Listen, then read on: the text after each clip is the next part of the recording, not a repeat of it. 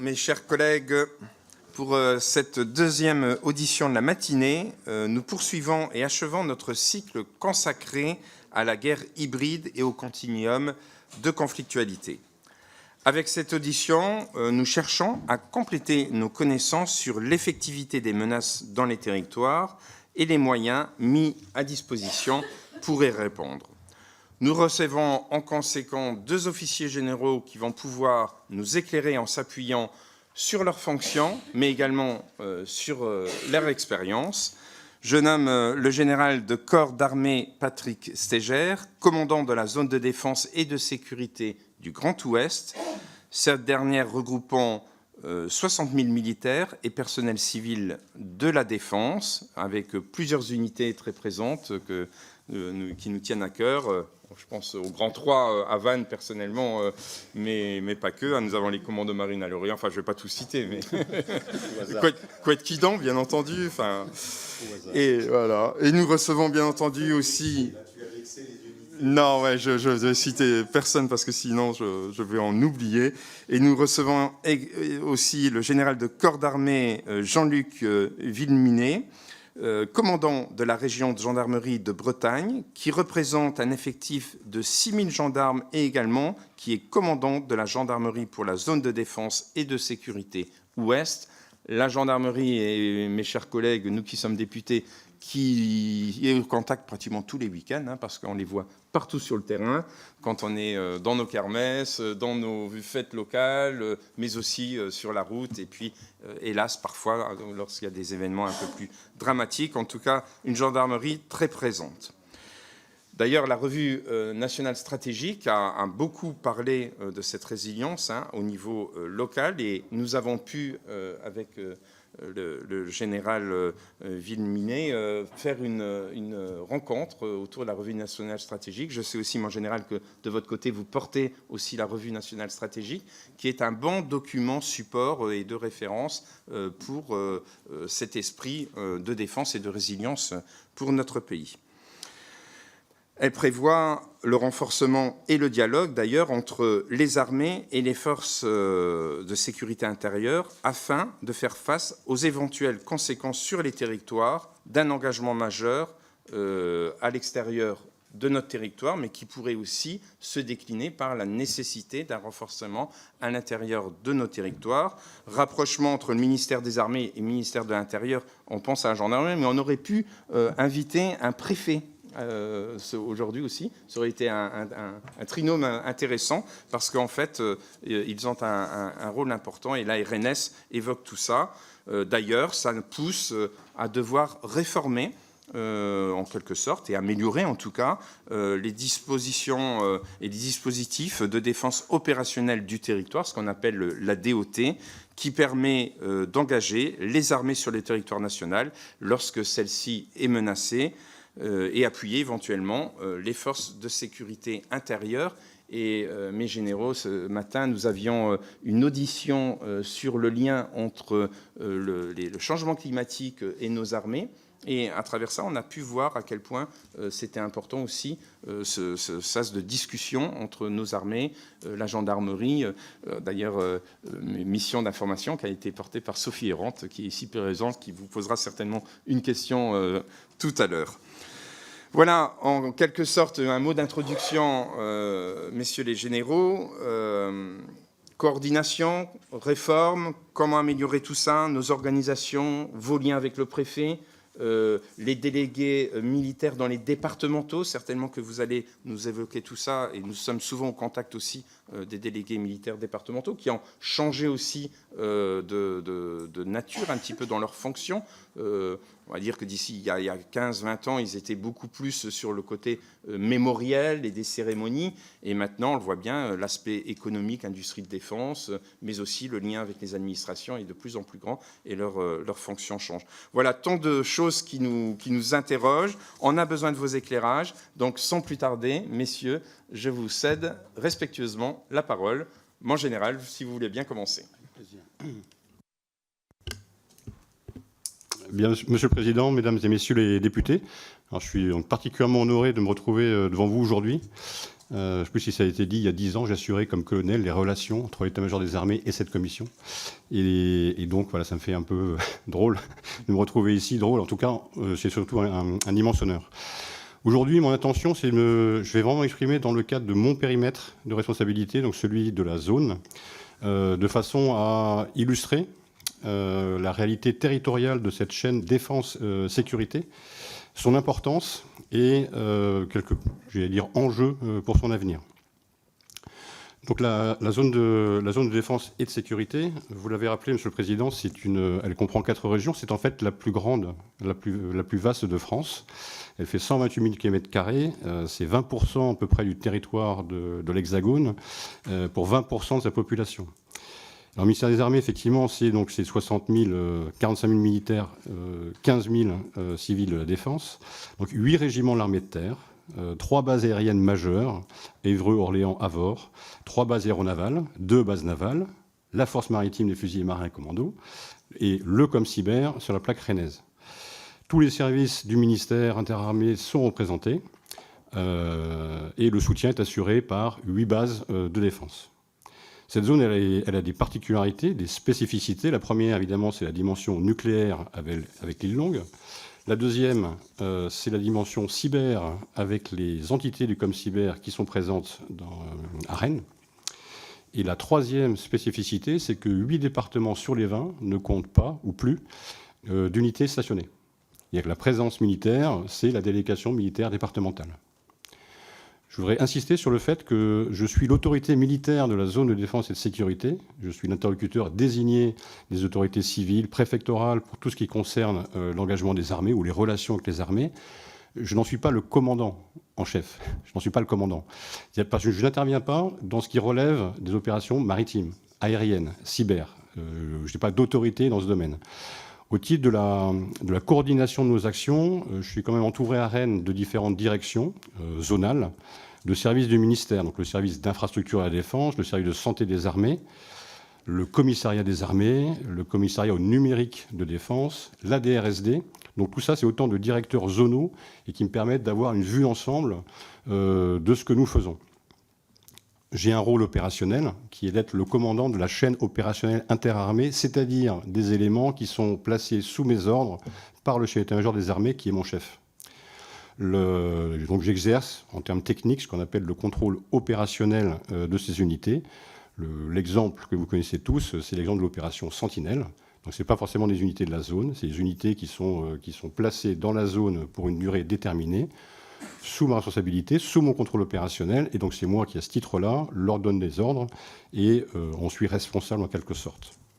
J'ai des responsabilités qu'on qualifiera d'organiques, parce que je suis le commandant de la zone terre. Et donc, j'ai des attributions par délégation du chef d'état-major de l'armée de terre.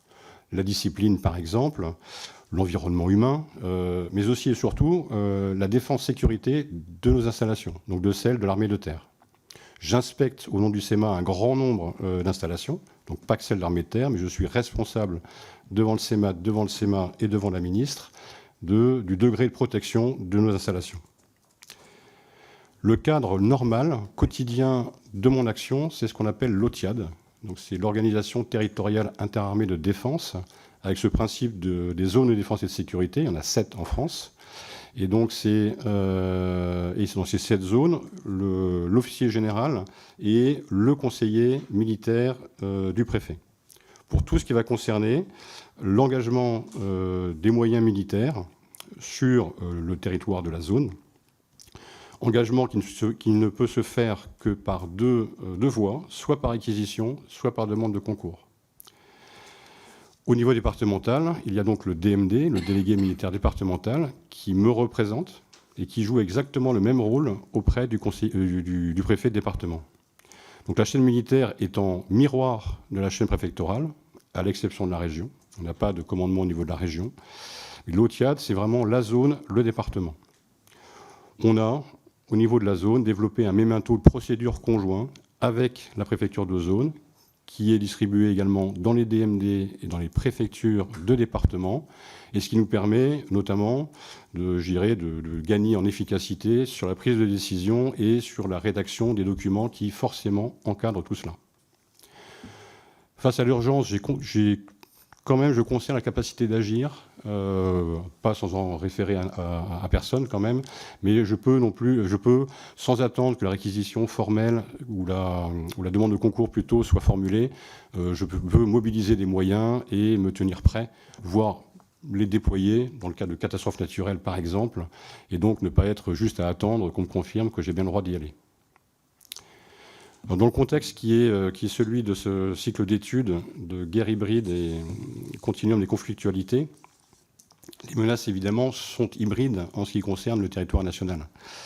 La caractéristique d'une menace hybride, c'est que ses effets se situent dans la zone grise, donc c'est-à-dire là où il est très difficile de l'attribuer formellement, et c'est en quelque sorte d'ailleurs une des raisons de leur utilisation, et que leur objectif n'est pas spécifiquement militaire.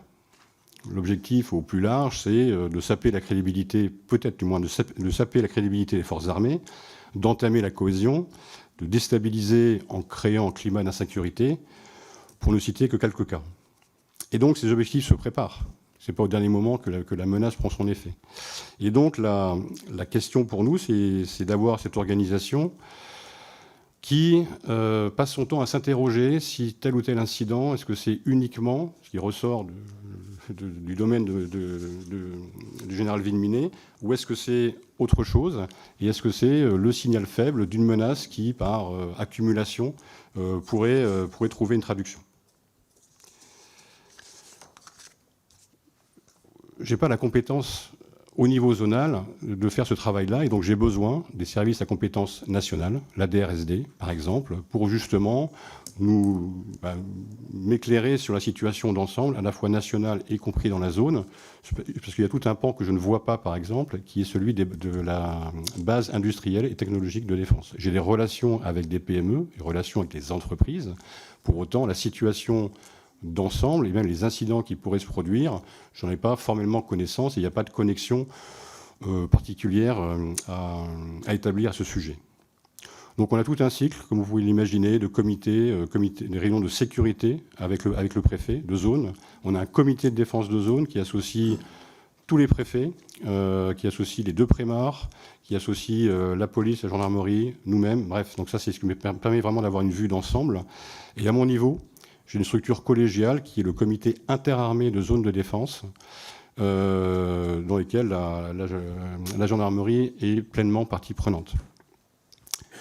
Ces menaces hybrides, si elles devenaient réalité, et que donc elles se traduisaient par quelque chose de grave, une situation de crise sur le territoire national, c'est là que pourraient être activées certaines mesures non permanentes de la défense opérationnelle du territoire.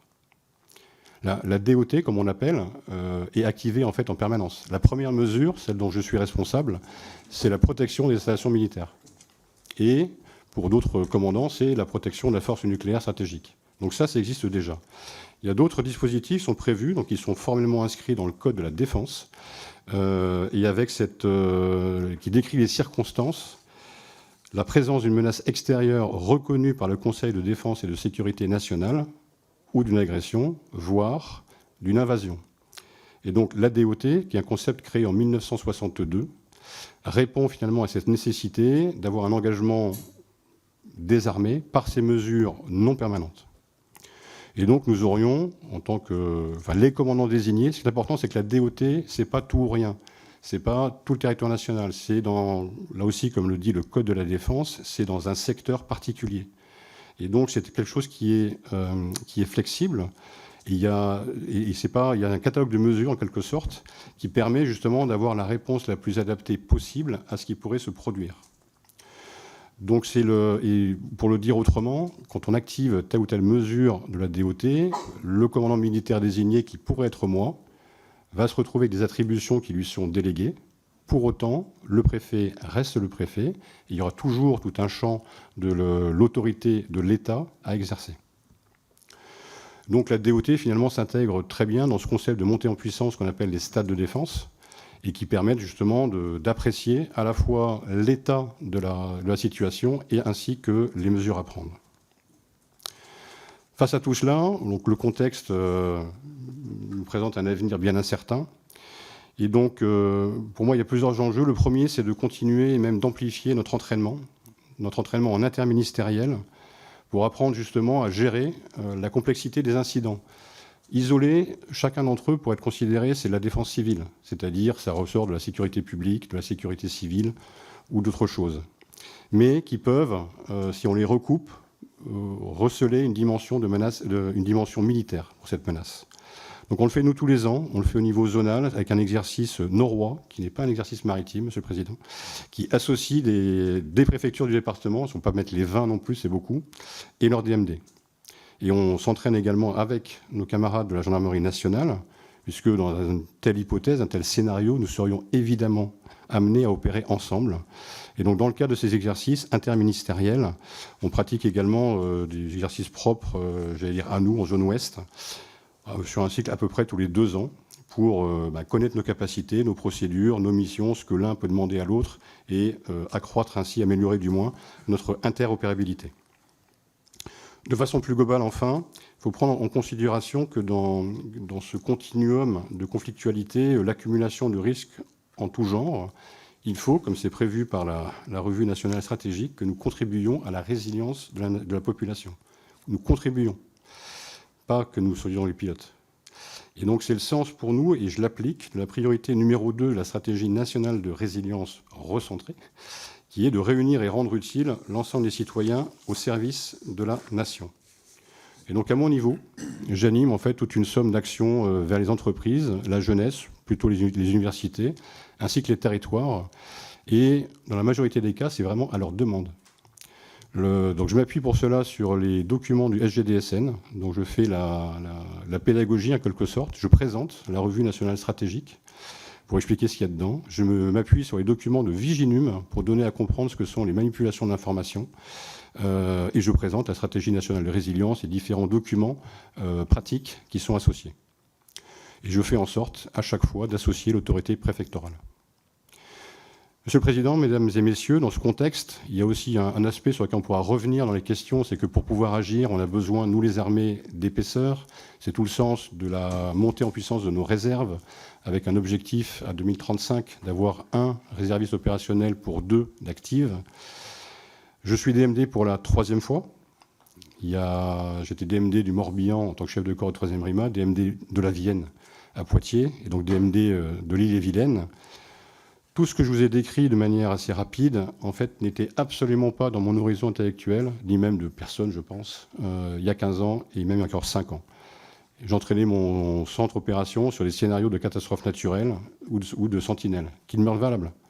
Maintenant, on entraîne nos CO sur justement en lien systématique avec les forces de sécurité intérieure, avec la sécurité civile, avec l'autorité préfectorale, de façon justement à avoir cette approche globale, du moins zonale, la plus profonde possible.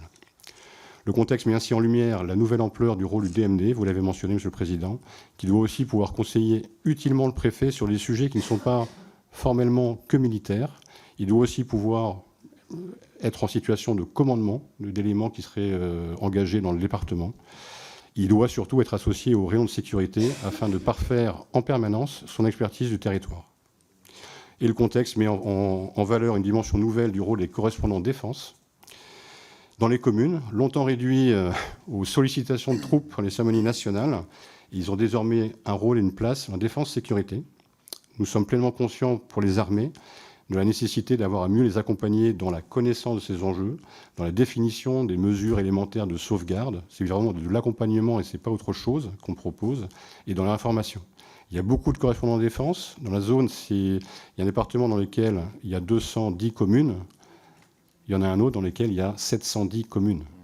Donc, il y a quelque chose qu'il faut qu'on mette en place.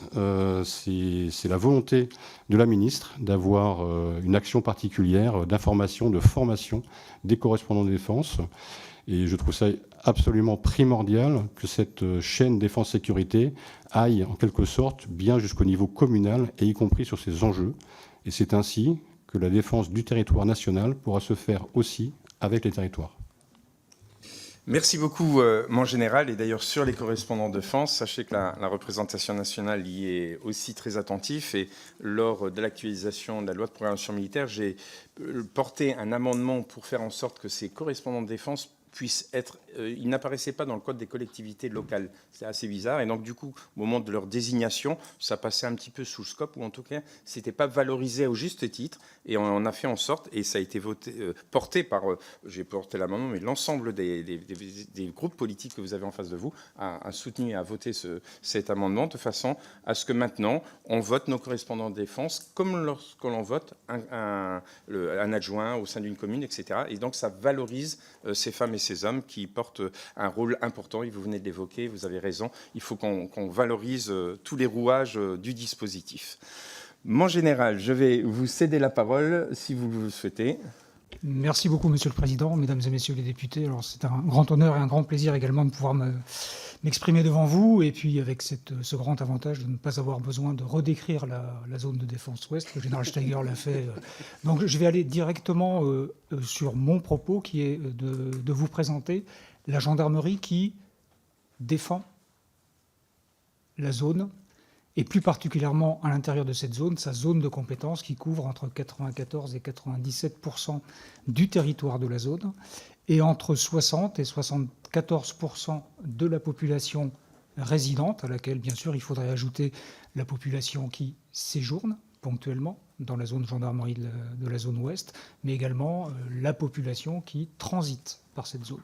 Mais bon, retenons que c'est entre 60 et 74% de la population résidente installée durablement dans la zone de compétence de la gendarmerie de la zone ouest. Alors comment on défend cette zone? Je vais essayer de vous le décrire très brièvement. Et puis le cœur de mon propos sera de tenter de vous montrer, de vous éclairer sur le fait que notre action du quotidien prépare celle de demain. Qu'en d'autres termes, le guide de notre action, qui découle directement de la RNS, être capable d'absorber collectivement le choc sur notre territoire que nous couvrons, en fait, nous tenons aujourd'hui pour préparer demain. Alors, quelles sont les unités de gendarmerie qu'on trouve sur la zone? Classiquement, essentiellement, des unités territoriales. La gendarmerie, force armée de couverture du territoire, est une force qui a été instituée, force armée, comme le dit le premier article de la loi du 3 août 2009, force armée instituée pour veiller à l'application des lois, etc. Mais aux origines, au-delà de la mission historique de prévôté, la gendarmerie, c'est la force qui couvre et qui tient le territoire, qui sait ce qui s'y passe parce qu'elle y est, elle le voit, elle l'analyse à des fins d'action. Donc on trouve dans la zone ouest 564 brigades territoriales. Et je commence volontairement par la brigade territoriale, j'y reviendrai. C'est la brique essentielle, fondamentale de notre action. Tout part de là, tout revient là. On a, au-dessus des échelons territoriaux, des compagnies qui correspondent peu ou prou, administrativement, à un arrondissement. Et on a 20 départements de gendarmerie départementale, parce qu'il y a 20 départements. À cela s'ajoutent 4 groupements de gendarmerie mobile, 3 antennes du GIGN, 7 pelotons de surveillance et de protection de la gendarmerie. Ce sont ces unités qui sont essentiellement dédiées à la protection des centrales nucléaires, j'y reviendrai. Et sur le plan judiciaire, par exemple, pour ne prendre que cet aspect-là, la zone est couverte par 7 sections de recherche et 84 brigades de recherche. J'arrête là parce que la démonstration serait trop longue, mais voilà les unités permanentes qu'arment les presque 18 000 gendarmes d'active et que renforcent les 8 200 réservistes de niveau 1 qui défendent la zone gendarmerie de la zone ouest. Grâce à une qualité, au sens étymologique, ce qui la qualifie, c'est une force armée. Force armée du fait du choix constant et récemment renouvelé de la nation, à travers vous, mesdames et messieurs les députés, dans le cadre de la loi de 2009. Force armée. Cette qualité de force armée lui permet de décliner sa mission principale, contribuer à la défense, au moyen d'une modalité que j'ai déjà décrite, qui est la couverture du territoire. Une qualité, une finalité, une modalité. En découle un certain nombre de caractéristiques sur lesquelles je vais passer très rapidement, je m'en excuse, mais vous pourrez peut-être m'y faire revenir par vos questions.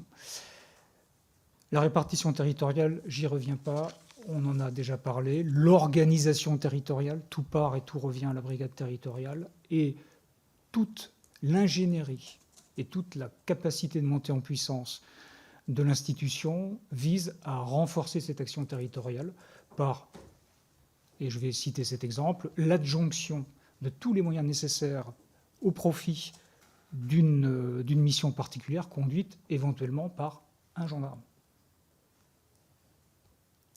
Toute la machine se met à sa disposition pour produire un effet sur la mission et obtenir le résultat attendu.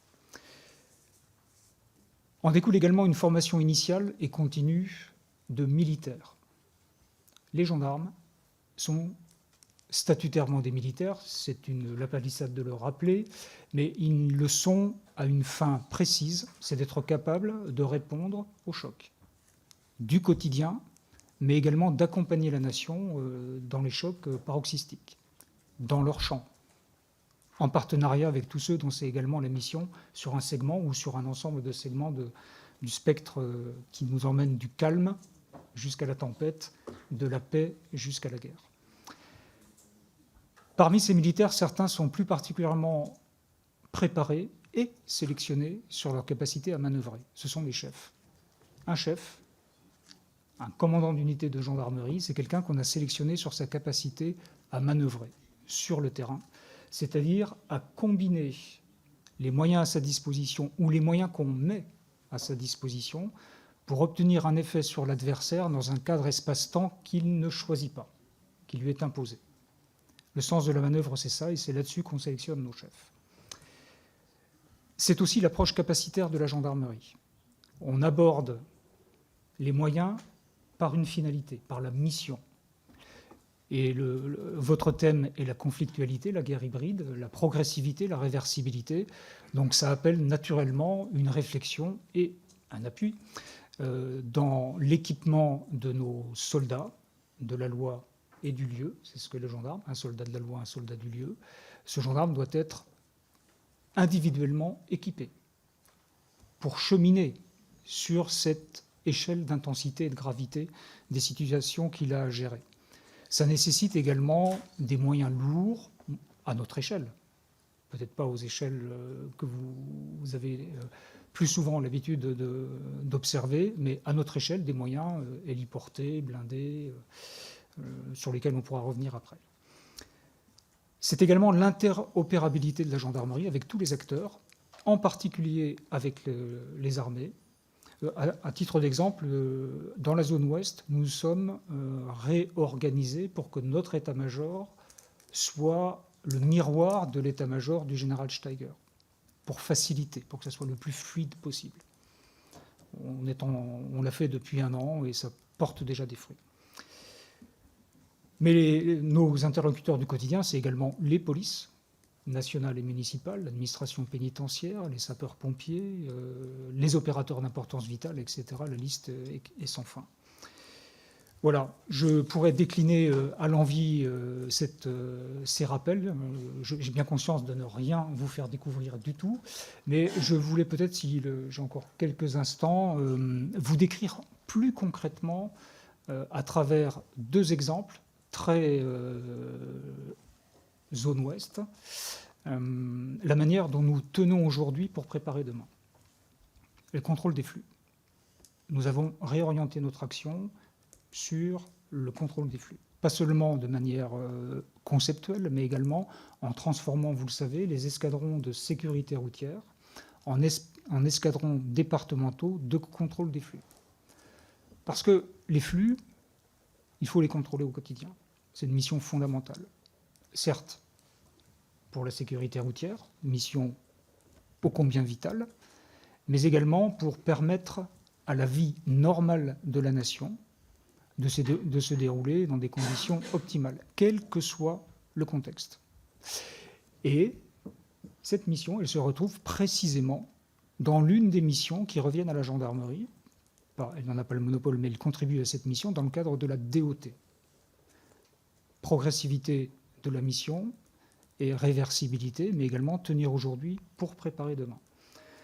La gendarmerie, dans le cadre de la DOT, a entre autres la mission de faciliter la montée en puissance et les mouvements des forces sur le territoire. Contrôler les flux contribue à l'accomplissement de cette mission en temps normal et en temps bousculé. Flux de toute nature, routiers, ferroviaires, aériens, maritimes, fluviaux, y compris immatériels. Je crois que vous avez vu il y a quelque temps le général Touac, donc c'est pas mon propos, c'est pas mon sujet. Il est beaucoup plus armé que moi. Deuxième exemple, après le contrôle des flux, c'est l'emploi des réserves. On l'a dit tout à l'heure, hein, les réserves de la gendarmerie, c'est 40 000 réservistes, mais pour la zone ouest, c'est 8 200 réservistes d'ores et déjà parmi nous. Parmi nous, à mesure de 500 employés chaque jour. Pour nous aider dans le quotidien, à tenir aujourd'hui.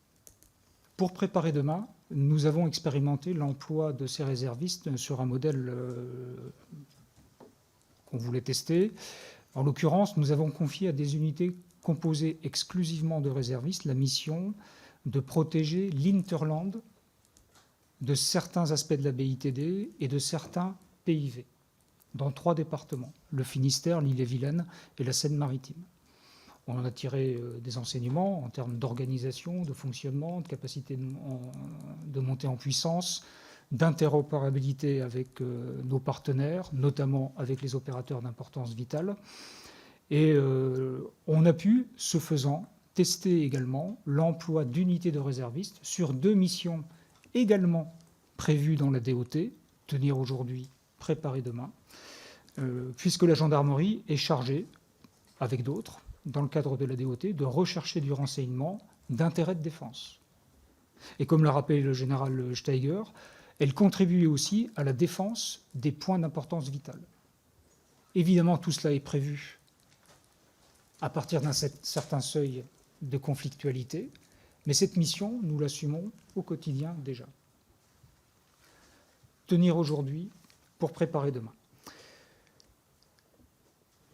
Voilà ce que je pouvais vous indiquer en propos liminaires. Je ne vous ai naturellement rien appris sur une institution qui accompagne le pays depuis un certain nombre de siècles et qui s'efforce d'apporter sa contribution telle qu'elle est attendue en mobilisant tous ses moyens, ses hommes, ses femmes, au bénéfice de la protection des Français. Merci, mon général. Merci à vous deux pour ces propos liminaires qui nous ont permis de poser le cadre, en quelque sorte. Hein, c'est un rappel nécessaire, même si c'est vrai, d'une façon assez générale, à force de travailler sur tous ces dossiers, nous connaissions globalement tout ça. Mais c'est bien de reposer les choses. Et ça va permettre à mes collègues de poser leurs questions. Et nous commençons par Caroline Colombier pour le Rassemblement national. Merci, Monsieur le Président. Messieurs les officiers généraux, mes chers collègues, avant tout, notre groupe Rassemblement national souhaite vous remercier pour la densité de vos propos et la qualité de vos analyses. Dans le cadre de ce cycle consacré à la guerre hybride et au continuum de conflictualité, nous souhaitons revenir sur un enjeu qui avait déjà été largement évoqué lors de discussions relatives à la loi de programmation militaire, celui de la protection des opérateurs d'importance vitale. Nos compétiteurs stratégiques ne cherchent plus seulement à affaiblir nos capacités militaires au sens strict. Ils peuvent également viser les infrastructures, les réseaux et les services essentiels au fonctionnement du pays. Énergie, transport, télécommunications, eau, santé, alimentation ou encore système numérique critique. Dans une logique de guerre hybride, ces vulnérabilités peuvent être exploitées par des moyens très variés. Cyberattaques, sabotage, actions de renseignement, manipulation de l'information, pression sur les chaînes logistiques ou encore instrumentalisation de crises locales. Ces actions, parfois situées sous le seuil du conflit armé, peuvent néanmoins produire des effets majeurs sur la résilience de la nation et la confiance de nos concitoyens dans les institutions. La défense opérationnelle du territoire prend donc une dimension nouvelle. Elle doit intégrer la protection des points névralgiques de notre économie et de notre vie quotidienne. À l'aune de ces nouvelles formes de conflictualité hybride, comment évaluez-vous aujourd'hui le niveau de préparation de notre dispositif de défense opérationnelle du territoire pour protéger les opérateurs d'importance vitale et quelles évolutions vous paraîtraient nécessaires pour renforcer la résilience de ces infrastructures critiques? Je vous remercie. Merci, chers collègues. Messieurs, je vous laisse la parole. Voilà, Madame la députée, merci pour votre question. Alors, j'y ai partiellement... Voilà. Les OV, par définition, et tout ça est piloté par le SGDSN, sont soumis, et c'est la nature du dispositif, hein, à un certain nombre d'exigences en termes de sécurité qui garantissent à la nation que les secteurs d'importance vitale sont protégés comme il se doit. Donc la première manière de se préparer, c'est de respecter bien évidemment les prescriptions et de s'entraîner, comme l'indiquait le général Steiger, mutuellement à résister à des tests de cette solidité. Un certain nombre de nos dispositifs ont cet objectif, que ce soit au quotidien, par exemple à travers l'affectation d'unités dédiées sur les centrales nucléaires, par exemple. Mais il y a d'autres dispositifs que je ne pourrais peut-être pas décrire là maintenant, mais on s'exerce aussi à protéger par l'exemple de l'expérimentation que j'évoquais, protéger l'environnement et fluidifier au maximum tous les acteurs qui ont en partage la protection de ces joyaux de la République. Merci. La parole est à François Cormier-Boudigeon pour Ensemble pour la République. Merci, Monsieur le Président, Messieurs les officiers généraux. Au nom du groupe Renaissance que je représente, un grand merci pour l'ensemble de vos actions à partager avec les femmes et les hommes qui composent vos services. Et mes remerciements sont d'autant plus appuyés que député du Cher, je suis député de la zone ouest. Alors d'habitude, on se situe le Berry au centre de la France, mais là, nous sommes à l'extrémité est de la zone ouest. Et oui, cher Président, nous sommes dans la même zone. La Bretagne élargie. Oui, alors...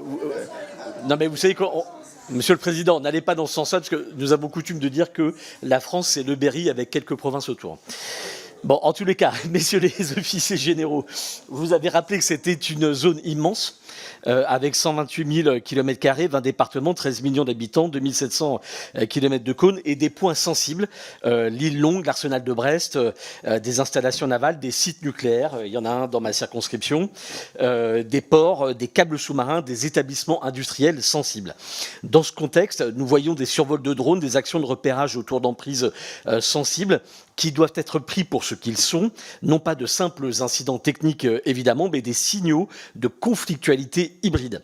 La difficulté est qu'ils se situent souvent sous le seuil de l'agression armée, ils sont ambigus, vous l'avez rappelé, anonymes, difficiles à attribuer, mais peuvent viser des sites au cœur de notre souveraineté, et nous avons maints exemples ces dernières semaines, ces derniers mois. L'actualisation de la loi de programmation militaire qui avance à grands pas, puisque la CMP a été conclusive hier, prévoit 36 milliards d'euros supplémentaires. Elle met l'accent notamment sur les drones, la guerre électronique, la défense solaire et la préparation opérationnelle.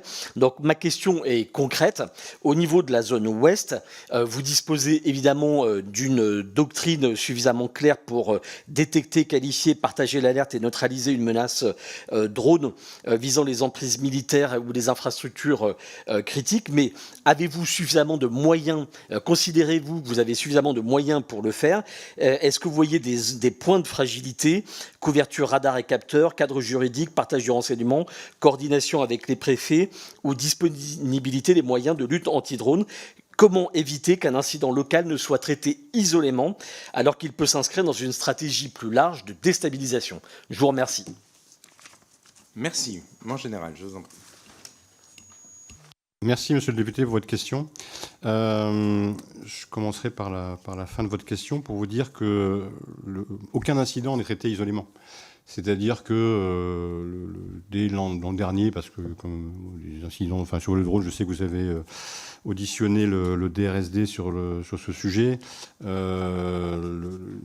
Différentes choses qu'on a mises en place au niveau de cette zone de défense de façon à, par rapport à un incident qui est déjà, le premier truc, c'est l'alerte. Et donc l'alerte, elle concerne alors celui qui a fait l'objet d'un survol, ou dessus ou à proximité en tout cas. On va parler des militaires, la gendarmerie, la préfecture, d'emblée. Pour justement qu'on ait conscience de ça. Et parce que aussi, dans les moyens d'action, il y a ce qui va concerner la lutte anti-drone, Je reviendrai pour nos emprises. Et puis, sauf qu'en général, le télépilote, même dans tous les cas, il n'est pas dans l'emprise. Et donc, il y a un dispositif, et nous, c'est pas nous qui pouvons intervenir en dehors de nos emprises pour aller fouiller des bois ou je sais pas trop quoi. Donc, c'est pas évidemment qu'on ne peut pas le faire. Et donc, c'est le constat de cette réactivité accrue à mettre en place qui a fait. Voilà, le premier élément, c'est l'alerte. L'élément critique, parce qu'il est en perpétuelle évolution, c'est celui de la lutte, des capacités de neutralisation. C'est ce qu'on peut appeler la trame anti-drone, c'est-à-dire ces différents moyens du plus loin au plus près, avec des capacités dont il s'agit de s'assurer de l'impact sur la population civile. On a des systèmes de brouillage, je crois que vous en connaissez un, il me semble, qui sont très efficaces. Après, il faut qu'on soit sûr qu'il n'y ait pas des effets indésirables sur la route nationale qui passe pas très loin et surtout sur les conducteurs. Donc ce sont des éléments. Donc il y a des mesures d'impact qui sont faites de façon à ce que tout ce ci soit clair. Je vous dirais en fait que c'est un perpétuel défi. Puisqu'on est dans l'adaptation permanente, c'est donc avec cette difficulté, vous l'avez dit également, effectivement, c'est d'attribuer et de faire la part des choses. Et je vous dirais que depuis maintenant une période assez longue, par défaut, on considère que c'est pas une erreur. Et donc le survol en question, on va dire, on considère d'emblée que c'est pas le télépilote du week-end, si je peux m'exprimer ainsi, qui par hasard s'est dit tiens, pour m'amuser, je vais voilà. Donc après tout ceci donne une certaine image. Vous avez l'image d'ensemble donnée par le DRSD, et donc pour moi c'est le sujet principal. Il y a quand je vous disais, je suis responsable de la protection des infrastructures. On a différentes choses dont je m'assure pour l'armée de terre, de renforcement des protections passives. Tout ce qui va être lutte contre les sabotages, intrusions, repérages, ce genre de choses. Repérages qui, à chaque fois, font l'objet d'une dénonciation, l'autorité judiciaire, tout ça, c'est fait. Mais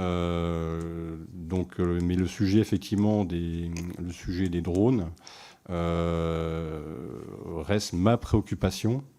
Au regard de... c'est moins l'étendue de la zone que justement la capacité à traiter ça. Lorsque ça engage la résilience, il faut aussi se poser la question de la résilience, c'est-à-dire que si jamais un drone vraiment nuisible réussit à passer et frappe quelque part, donc ça nous amène à raisonner après notre propre organisation, stationnement du moins dans les infrastructures, ce qui est un autre sujet. Merci pour cette réponse. Je passe à présent la parole à Arnaud Saint-Martin pour la France Insoumise, Nouveau Front Populaire. Merci Monsieur le Président, Messieurs les Généraux, merci pour vos présentations précises. Comme mon groupe l'a déjà exprimé, nous sommes sceptiques sur le concept à prétention opérationnelle de guerre hybride, nouvel avatar du continuum sécurité-défense qui vient encore brouiller les lignes entre politique de défense et de sécurité, ouvrant de fait des angles morts, et comme toujours en Macronie, il avalise une dilution et un brouillage des responsabilités. Il n'en reste pas moins qu'aujourd'hui, cette approche, objet de ce cycle qui s'achève, cadre toute une partie de notre politique de défense, et c'est dans cette perspective que nous nous y intéressons. J'illustrerai, entre autres questions possibles déjà évoquées par notre collègue Berrichon, par la lutte anti-drone. Le projet de loi LPM 2.0 prévoit d'autoriser à terme les agents privés à neutraliser des drones menaçant des opérateurs d'importance vitale, que ceux-ci seraient chargés de protéger au niveau régional. Outre la question essentielle que pose cette délégation de la gestion des menaces à des acteurs privés, quelle est la faisabilité et la fiabilité d'une telle externalisation ? C'est un point sensible s'agissant de l'exercice de la souveraineté nationale. Toujours sur cette question de la LAD, comment la menace des drones infléchit-elle la doctrine relative au survol, à la protection des emprises stratégiques et avec quelle répartition des prérogatives entre les acteurs et unités impliquées ? On pense, et vous l'avez cité, au récent cas de survol de la base de l'île Longue, où sont abrités les sous-marins nucléaires lanceurs d'engins. Les drones sont-ils considérés comme des menaces terrestres ou bien aériennes, qui seraient, si je comprends bien, du ressort de la défense aérienne, donc du commandement de la défense aérienne et des opérations aériennes ? Enfin, se trouvent à la baguette de toutes ces opérations les préfets de zones de défense et de sécurité. Les opérations hybrides ont la particularité de viser des objectifs de politique étrangère générale, tout en nécessitant des réponses venant avant tout d'acteurs intérieurs et nationaux. Où se place le préfet de zone de défense et de sécurité dans cet enchevêtrement d'échelons, dans les méandres opérationnels et administratifs desquels Vos présentations ont permis d'apprécier la complexité. La région de défense est-elle une échelle pertinente pour répondre à des menaces simultanément éclatées et qui transcendent les frontières et découpages territoriaux dans des zones grises, j'oserais même dire des zones à défendre? Merci pour vos réponses. Merci. Je vous en prie. Ça va être, monsieur le député, merci pour votre question, très, très intéressante. Mais, pas simple pour nous d'y répondre. Hein, vous m'en excuserez par avance parce que vous questionnez des champs qui, en tout cas, sont pas directement les miens, notamment la sécurité privée et puis le rôle de l'échelon préfectoral dans une zone.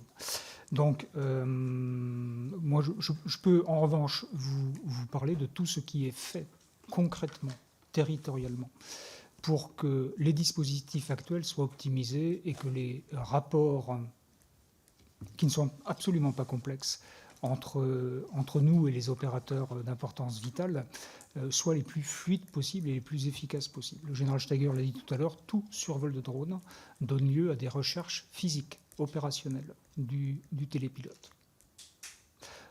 Ensuite, tout survol interdit, parce que c'est interdit, déclenche une action de recherche de responsabilité, donc une action judiciaire, sous l'autorité des magistrats, bien évidemment, et en coordination avec le site survolé et l'unité qui est désignée pour conduire l'enquête. Donc, pas toujours la gendarmerie, naturellement, mais ça peut être également la police nationale. Mon propos ne répond pas directement à votre question, mais je ne suis pas habilité à vous répondre directement sur des champs qui ne sont pas les miens. Mais j'espère qu'au moins, ils vous ont rassuré sur l'apparence d'une certaine complexité. Monsieur le député, merci pour vos questions. Je ne vais pas revenir sur... c'est pas le préfet en tant que tel. Ce qu'il faut voir, c'est la chaîne OTIAD, la réponse à ça. La chaîne OTIAD, c'est-à-dire effectivement, c'est l'association. Alors, il y a au niveau département, au niveau zone, et il y a la coordination qui se fait entre les ministères avec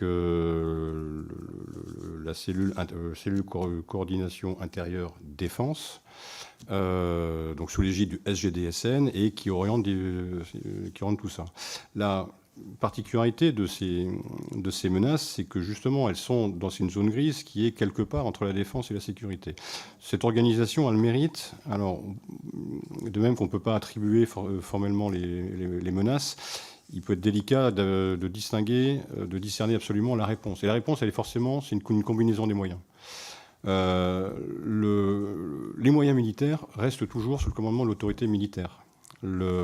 Et donc c'est vraiment d'où mon titre, oui c'est comme ça d'ailleurs, conseiller militaire du préfet, pour justement quelle va être la plus-value dans le cadre évidemment de la loi, du code de la défense, donc c'est des mesures le légal évidemment, donc c'est de le conseiller sur qu'est-ce que nous on va pouvoir apporter, qu'est-ce qu'on va pouvoir apporter comme réponse. Et donc c'est cette combinaison finalement qui a du sens à deux niveaux, le département et la zone, parce que vous dites effectivement les menaces ne connaissent pas de frontières, elles ne connaissent pas les limites en fait de notre propre administration, enfin découpage territorial, et donc ça ajoute à mon avis, dans ce que j'apprécie moi, c'est d'avoir ce niveau de cohérence qui est celui de la zone et dans lequel on se retrouve, c'est-à-dire que il y a une zone de gendarmerie, il y a également un directeur zonal de la police, il y a un directeur zonal pour les pompiers. Donc ça permet finalement d'avoir cette cohérence d'action à ce niveau-là. Il faut bien trouver un niveau territorial pour avoir cette cohérence. Donc je vous dirais que face à tout ça et face à cette complexité-là, le fait d'avoir cette organisation qui finalement est une organisation interministérielle au niveau zonal me paraît adapté. Merci pour vos réponses. À présent, je passe la parole à Thierry Sauter pour le groupe socialiste et apparenté. Merci, Monsieur le Président, Messieurs les généraux. La zone ouest occupe une place tout à fait singulière dans notre architecture de souveraineté. Elle concentre des entreprises militaires majeures, des capacités navales décisives, une base industrielle de défense très structurante, mais aussi une façade atlantique qui constitue un point de passage stratégique pour les câbles sous-marins reliant l'Europe, les États-Unis et l'Afrique, notamment autour de Penmar, Lannion et Plérin. Or, dans ce contexte actuel, ces infrastructures ne sont plus seulement des infrastructures techniques, elles sont devenues des cibles potentielles d'observation, de cartographie, de pression, voire de possibles sabotages. Les précédents observés en mer Baltique, les inquiétudes exprimées par l'OTAN ou encore les activités de navires russes spécialisés dans la cartographie des câbles et des pipelines européens montrent que les menaces hybrides se jouent aussi sous la mer, dans des espaces difficiles à surveiller, difficiles à attribuer et donc particulièrement sensibles. Ma question est donc la suivante. Comment évaluez-vous, messieurs, le niveau réel de menaces pesant sur ces infrastructures sous-marines et comment, dans le cadre de l'infrastructure spécifique qu'est la zone de défense ouest, ils sont pris en compte dans les moyens de surveillance, de détection et d'intervention possibles dans ces possibles opérations d'ingérence qui sont aujourd'hui la concrétisation de guerres hybrides. Je vous remercie. Merci. Mon général. Merci, monsieur le député, pour votre question. Alors, je n'ai pas d'éléments en ma possession sur ce niveau réel de menaces sous-marines. En fait, c'est le domaine de compétence de mon camarade, enfin de mes deux camarades. Alors, l'Atlantique, non, il n'y en a qu'un seul. L'amiral Kera, qui est à la fois le commandant de la zone maritime, le préfet maritime et le commandant de l'arrondissement maritime. Et c'est lui qui est, je dirais, qui peut mieux vous répondre que moi là-dessus. Je peux que partager effectivement au regard de la situation et de différents précédents. Les armées font rétexte de tout. De dire effectivement que ce genre d'infrastructure peut constituer un objectif en soi. Mais je n'ai pas effectivement le niveau actuel ou réel de cette menace. Je ne sais pas si elle s'exprime dans un domaine littoral sur lequel la gendarmerie aurait à en connaître. Et là on peut connaître dans la mesure où ces sites, dans leur prolongation ou leur départ terrestre, sont couverts par la SAIV, ils sont donc opérés par des OIV et seraient des PIV. Et de ce fait, ils bénéficient d'une protection adaptée dans les mesures permanentes, mais également dans les mesures non permanentes de la DOT. Par exemple, c'est le cas des arrivées d'hydrocarbures ou les sites d'atterrage des câbles, comme vous le savez, mais je ne pourrais pas rentrer dans le détail. Merci, messieurs. La parole est à Jean-Louis Thiriot pour la droite républicaine. Merci, Monsieur le Président. Merci, messieurs les officiers généraux, pour cet exposé passionnant sur ce qui est finalement une des missions clés de notre défense, la défense du territoire de la France et la défense de sa population. 3 questions à vous poser. La première sur l'évaluation de la menace. La région que l'un et l'autre vous défendez a une singularité, c'est une région littorale avec la possibilité de menaces depuis la mer. On l'a vu dans le cadre de l'hybridité de la menace, on a de plus en plus notamment de drones qui peuvent partir de navires qui se trouvent sur les côtes. Il y a le Zhongda chinois par exemple où c'est un porte-container transformé en véhicule lance-drone. J'aurais souhaité savoir quelle est votre évaluation de la menace et comment, dans la défense de la profondeur, puisque c'est le sol derrière, comment vous appréhendez cette dimension de la façade maritime. Deuxième point, mon général, et c'est hélas un point que nous partageons avec la Seine-et-Marne, vous avez 8 départements sur 20 qui sont des déserts militaires et qui n'ont pas d'unité en tant que telle. Comment vous appréhendez ces déserts militaires? Nous avons évidemment nos brigades territoriales de gendarmerie, mais nous n'avons plus d'unité, nous avons les DMD. Est-ce que vous pensez qu'on devrait réfléchir à avoir des compagnies de réserve sur ces territoires ou des compagnies détachées de régiments? Enfin, voilà, j'aurais souhaité avoir à l'un et à l'autre votre appréciation sur le sujet. Enfin, dernière question, plus spécifiquement gendarmique, dans le cadre d'une montée en puissance de la DOT selon les STADEF, qu'est-ce qui, selon vous, manque en termes d'équipement, je pense armes lourdes par exemple, qu'on avait autrefois dans les brigades et qu'on a beaucoup moins, je ne sais pas où nous en sommes. Et est-ce que nous aurions besoin d'augmenter le format du groupement blindé de la gendarmerie nationale en ayant des escadrons déployés dans les différents groupements, les différentes régions? Merci à vous. Merci. Mon général. Merci, monsieur le député, pour ces questions.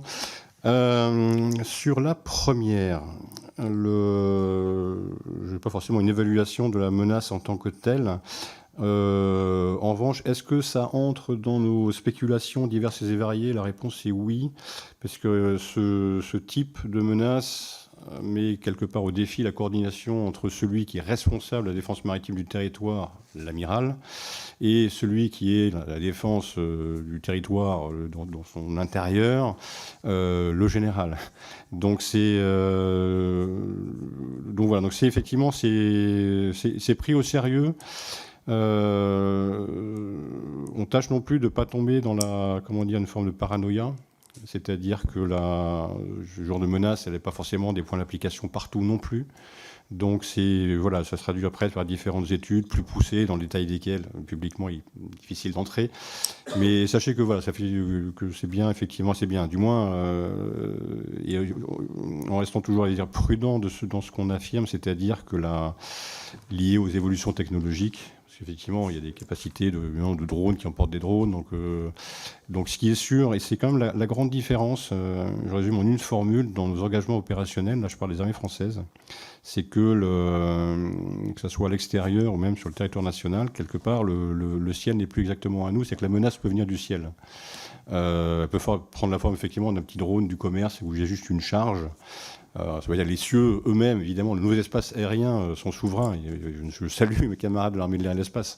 Mais effectivement, il y a cette tranche intermédiaire, zone grise, et qui fait qu'effectivement, il y a une nouvelle coordination à trouver. Et évidemment, on y travaille. Sur la notion de désert militaire, alors moi j'ai trouvé ça affreusement administratif, de départements à faible empreinte militaire, puisque je pense aux DMD qui sont dans ces départements et qui sont les militaires du département. Donc c'est pas, et puis désert, c'est pas, je trouvais pas ça très noble. Nous sommes évidemment attachés au lien à la présence militaire, du moins celle des armées, dans les territoires, notamment avec tous ces enjeux qui nous rassemblent. Ce qui ne veut pas dire qu'il ne se passe rien dans ces départements. Et d'ailleurs, mais un peu caricatural, les DMD les plus actifs, ceux qui font le plus de choses, sont ceux dans lesquels il n'y a pas beaucoup de militaires. Je vais faire 2 interventions auprès d'universités et d'entreprises où il y avait je ne sais combien de personnes. La première était en Mayenne, la deuxième était en Vendée. Donc c'est pas dire qu'il ne se passe rien. Vous avez mentionné effectivement l'idée d'avoir des réservistes. Ce sont des choses qui sont à l'étude.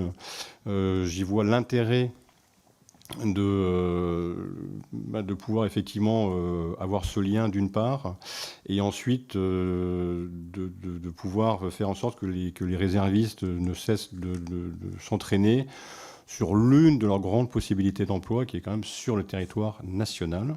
Donc vous avez mentionné les compagnies de réserve.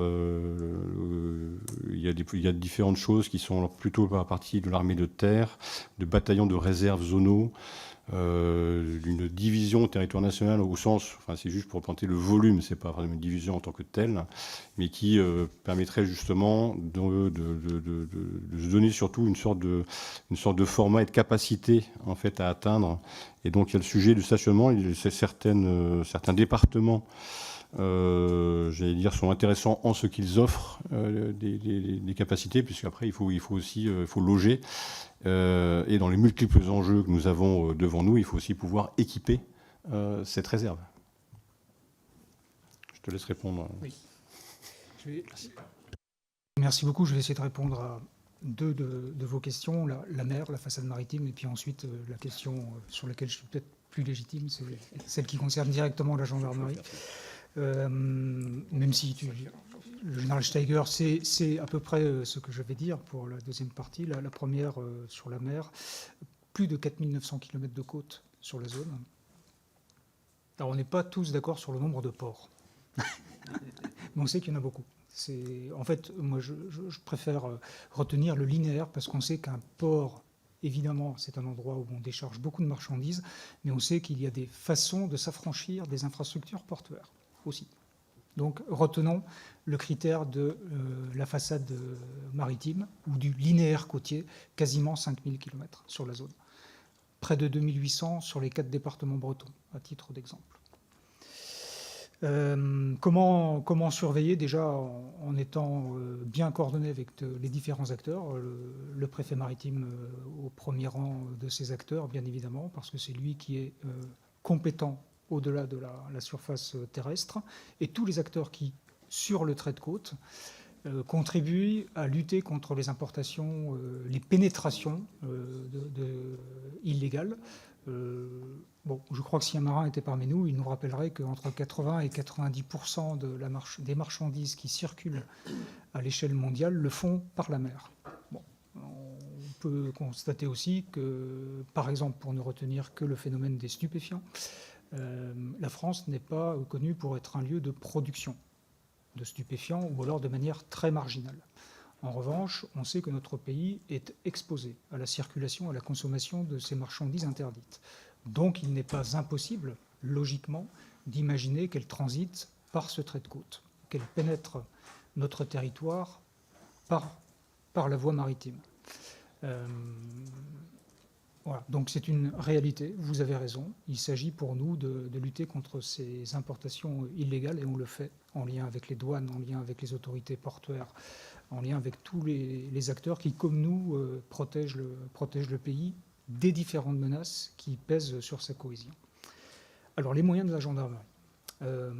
On était sur le trait de côte. Je sais que vous avez déjà auditionné dans un autre cadre le directeur général sur les moyens de la gendarmerie dans son ensemble. Moi, je vais parler plus particulièrement des moyens dont la zone ouest dispose. Ça, je l'ai déjà fait, mais pourrait avoir besoin pour être encore plus efficace, notamment pour suivre l'évolution de la menace. Et comme je l'indiquais tout à l'heure, ça passe notamment par un sujet que vous connaissez déjà, mais une attention particulière sur notre flotte d'hélicoptères. Vous connaissez le sujet. Nos hélicoptères sont en nombre contraint, et un certain nombre d'entre eux ont d'ores et déjà atteint une sagesse opérationnelle qui fait faire des miracles à ceux qui les soutiennent, notamment nos écureuils. Sur la zone ouest, il y a 4 hélicoptères. 2 écureuils, 2 EC-135. L'un des 2 écureuils est réformé dans quelques jours. Pas parce qu'on l'a pas bien entretenu, bien au contraire, parce que si on ne l'avait pas bien entretenu, il aurait été réformé depuis longtemps. Donc, de quels moyens nous avons besoin ? Je réponds par cet exemple que nous avons besoin d'un appui particulier pour nous permettre de couvrir le territoire par les airs, d'y être capable de détecter pour agir. Nous avons besoin d'hélicoptères et nous avons besoin de votre appui dans ce domaine. Les gendarmes, d'une manière générale, ont besoin également d'une capacité à encaisser le choc et à poursuivre leur action, notamment quand cette action doit se poursuivre sous le feu. Donc, la gendarmerie dispose d'ores et déjà, mais a besoin sans doute de plus de capacités blindées.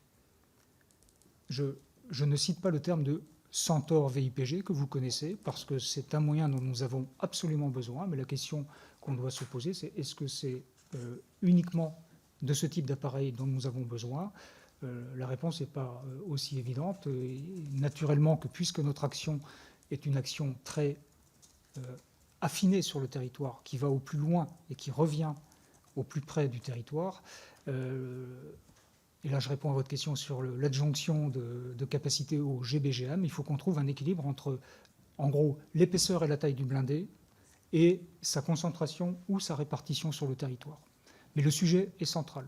Il est même fondamentalement vital pour des militaires qui doivent intervenir sous le feu, et bien souvent aussi pour nos concitoyens qui, parce qu'il y a ouverture du feu, sont eux-mêmes menacés, et les blindés nous permettent de les protéger, soit en les libérant, soit en les extrayant du contexte dangereux dans lequel ils se trouvent. C'est aussi une réflexion à poursuivre sur ce qu'on appelle l'équipement de l'homme. Vous connaissez l'expression du soldat augmenté, donc le gendarme augmenté, augmenté de capacités qui le connectent à son environnement, augmenté de capacités de protection individuelle. Fort heureusement, aujourd'hui, tous les gendarmes ont un gilet pare-balles. Ça n'a pas toujours été le cas. Ça n'a pas toujours été le cas, c'est le cas aujourd'hui. Mais il faut qu'on aille plus loin. Il faut également que le gendarme soit équipé, notamment dans la perspective de la guerre hybride et du continuum de conflictualité, d'une arme de l'époque. Nous sommes encore aujourd'hui dotés des FAMAS. Nous les entretenons très bien, mais la chaîne de soutien et de production de chaînes détachées, de pièces détachées, ne nous garantit pas que ce parc de FAMAS nous permette d'encaisser un choc sur une très longue durée. Voilà. Donc il faut qu'on les renouvelle, ces FAMAS.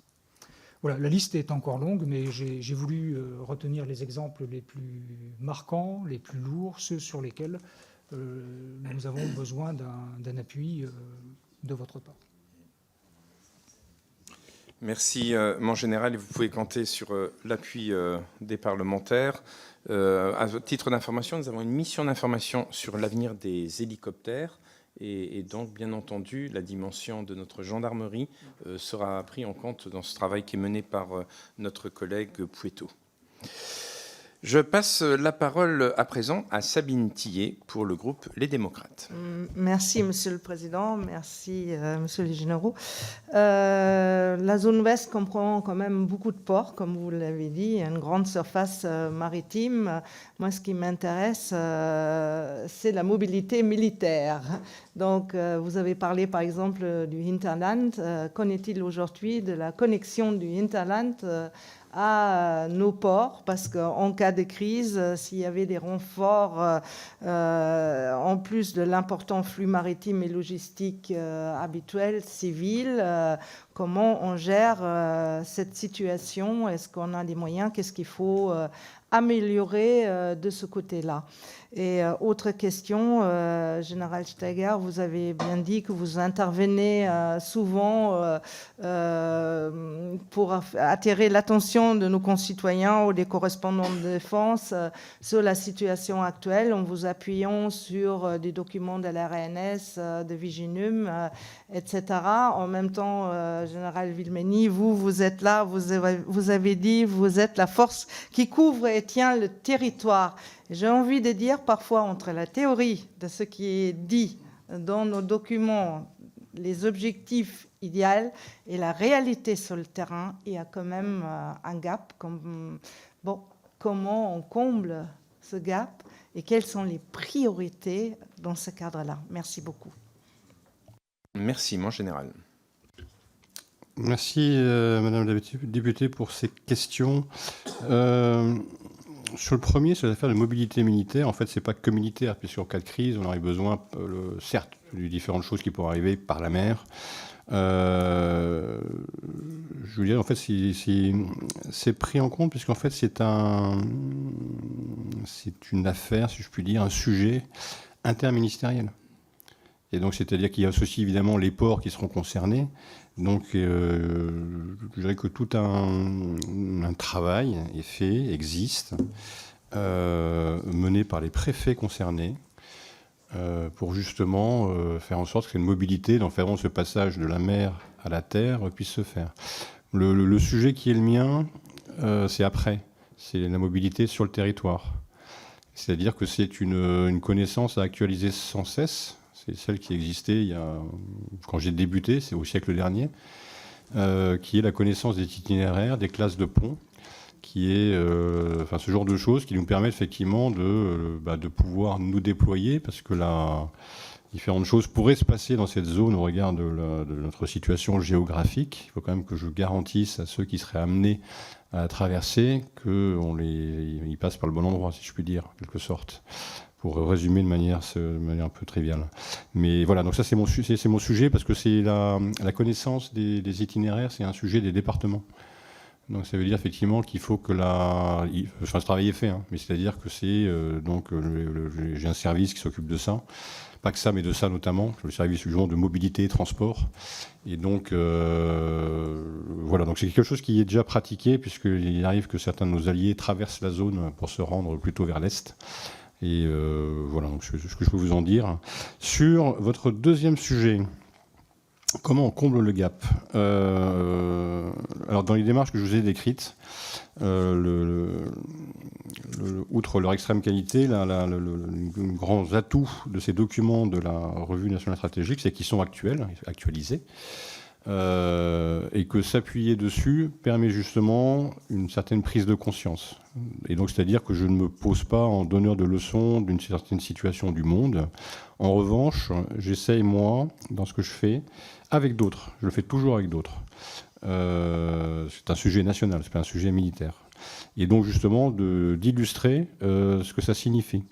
C'est-à-dire quels sont le genre d'action, suivant le public, hein, si on est une entreprise, suivant si on est un jeune étudiant, comment on peut, contribuer à tout cela, en commençant par s'y intéresser, en ayant la connaissance des acteurs du monde de la défense, de la sécurité, en s'interrogeant finalement sur quelle est la compétence que j'ai et qui pourrait être utile aux autres. Et finalement, c'est ce que je leur explique. Et donc, ce gap-là, comme vous dites, si vous voulez, la traduction concrète, ces différents dispositifs qui existent, qui sont principalement dans la réserve, que ce soit la nôtre, celle de la gendarmerie, contribue à organiser des journées réserve étudiants à Rennes, dans lesquelles il y a aussi bien les armées, la gendarmerie, les pompiers. Et donc c'est une façon finalement de dire, de donner des solutions concrètes à ceux qui souhaitent concrétiser cette forme d'engagement. Il y en a d'autres. Une autre expression qui parfois m'est reprochée, mais que j'utilise, qui est de dire que l'engagement n'est pas une affaire d'uniforme. C'est-à-dire qu'il y a différentes formes d'engagement. Le tout, effectivement, c'est de se rendre utile aux autres.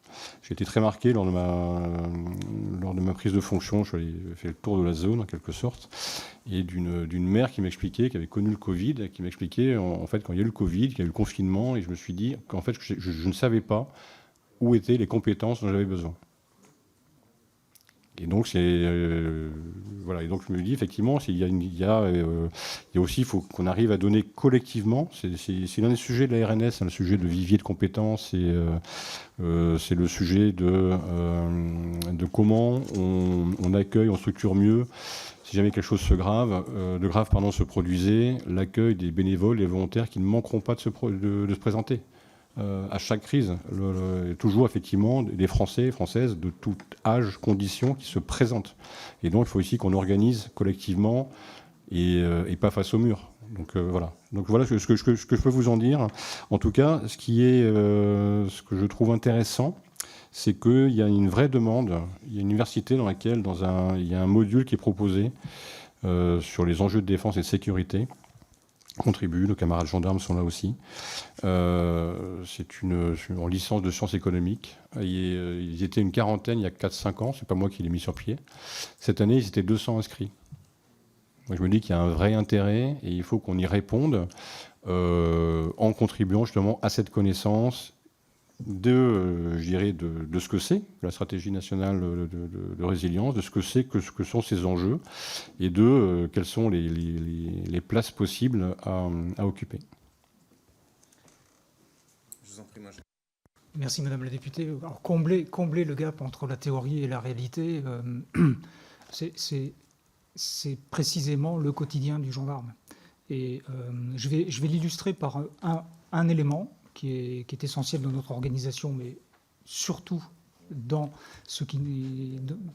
parce que c'est ce qui nous permet de remplir la mission que vous nous avez confiée, c'est la répartition territoriale et l'illustration par la caserne de gendarmerie.